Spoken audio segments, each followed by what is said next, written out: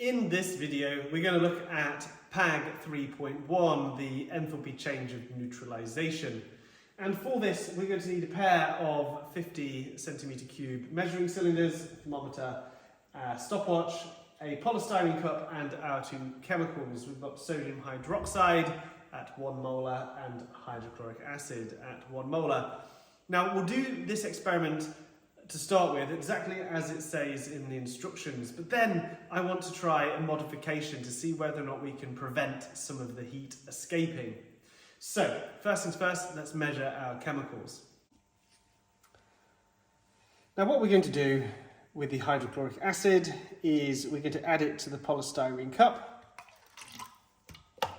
and start the stopwatch.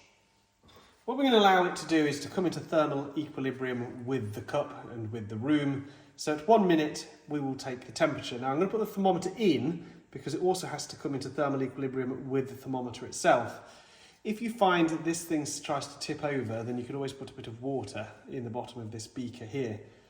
So we'll get ready for this first reading. We're going to take 3 readings of it by itself so that we can establish a clear averaged baseline. Then we're going to add the sodium hydroxide and continue to record the temperature change for several minutes after that. So after 1 minute, I can see it is 18.5.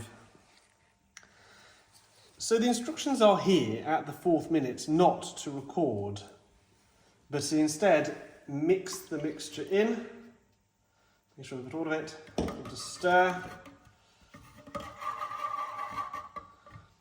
And what we will do is we will wait for the 5th minute mark to record the temperature then. And what we can see is there has been an appreciable temperature increase. So I've recorded the first 10 minutes of results and the temperature is not coming down very fast. So I'm going to record another 5 minutes or so of data. If this experiment is going to be inaccurate, it's going to be inaccurate in like one of 3 ways. First of all, we might not be measuring all of the heat. Heat could be given off. But what we're going to counteract that with is by drawing a cooling curve. And so that's why we recorded data long afterwards, so that we could see the rate at which it was cooling down. One of the problems was it really wasn't cooling down that fast. It was basically staying at the same temperature for a long interval of time. So how could we more accurately measure that temperature slowly decreasing? Well, here is the thermometer that has just got higher resolution. It's got increments to the nearest ½ degree, as different to that one that had increments to the nearest degree. Another source of error would be just in the quantities that we've put in. Using a measuring cylinder is only so accurate. To make it more accurate, I could measure out exactly 25 millilitres with a pipette. So let's run it again and we can compare the data from both runs.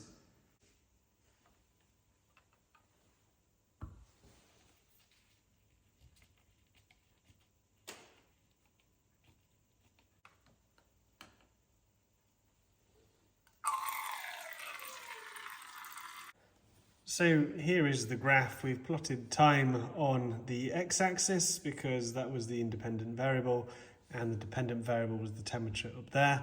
Notice how I've tried to pick a scale that makes this graph fill most of my page. That's doing it scientifically. I also try to make sure that my data range overspans the data that I have recorded. So I took the last measurement at 15. But I include 16 just because I don't want any of my data points to be on the very edge of the graph. Of course, for the first 3 minutes, the temperature was pretty much constant, and then the sodium hydroxide was added, and that meant that the temperature went up. But of course, it's already cooling, it's already losing heat, and you can see that this cooling curve is showing the rate at which it's losing heat at this point here. So what you can do is draw a straight line through these points and extrapolate it backwards up there, and where it intersects with this ordinand just here, what you can see is it makes a point to this point just there. Now this, the difference between this and this is the total temperature change. So extrapolating the cooling curve up here and then intersecting it with this vertical line at t equals 4 minutes, the point where we mixed, gives a reading here of 23.75. If we take away the 17.1 of the temperature before the mixture, then we get a temperature change of 6.65 degrees C. So how do we process this? Well, let's write down everything we know. First of all, we know the formula was hydrochloric acid plus NaOH, and that gave NaCl, which was aqueous, plus H2O. Now we're interested in just how much energy per mole of water is produced, and so we can see it's a 1-to-1 mole ratio. 1 mole of this mixed 1 mole of that. Now if we know how many moles of this we had, we'll know how many moles of that were produced. That's what we do. Everything else, let's just write down what we know to start with. For starters, if we just looked at the HCl, we had 1 mole per decimeter cubed, and we had a volume of 25 centimeters cubed. Now, 25 centimeters cubed is going to be equal to 25 over 1,000, 0.025 decimeters cubed, which we're going to need to use in working out how many moles we've got. For you see, the concentration is equal to the number of moles divided by the volume. And if we want the number of moles, we must do concentration times volume. So the number of moles of HCl is equal to the concentration, which was 1, multiplied by the volume, which is 0.025. So the number of moles of HCl, and therefore the number of moles of H2O, is 0.025 moles. Okay. The next thing we need to do is we need to consider how much heat has gone into the water when it neutralised. So the way we do this is we use this formula, Q equals mc delta theta. Now what we must assume is that the density of all of our solutions, including the HCl, was approximately the same as water, which is 1 gram per centimetre cubed. If that is so, then 25 centimetres cubed of this would basically be equal to, well, remember that the density is equal to the volume divided by the mass, then the volume divided by the density will give you the mass, so the volume 25 centimetres cubed divided by 1 gram per centimetre cubed gives us a mass equal to 25 grams. So I think there's 25 grams of this and 25 grams of that in total in our mixture. So I think there's 50 grams in total, 50 multiplied by this, the specific heat capacity of water, H2O.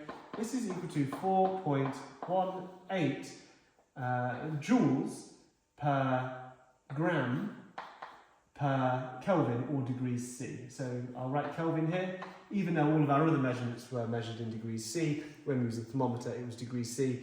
But because 1 degree C is equal to 1 Kelvin, it still is equal to that number, 4.18.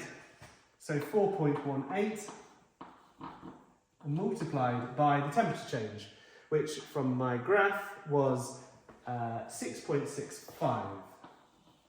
6.65. I've left my calculator right over there. Got it. Right, so let's look at the amount of heat that went into the water when these two chemicals neutralised. 50 times 4.18 times 6.65 gives an amount of heat of 1.3899 kilojoules. Now I want to know how many kilojoules per mole, and so the the enthalpy change of neutralisation in standard conditions. Now, you might have noticed it was starting at 17.1 degrees. That's not standard conditions. So technically, we haven't measured it in standard conditions. But hey, who's going to argue against me there?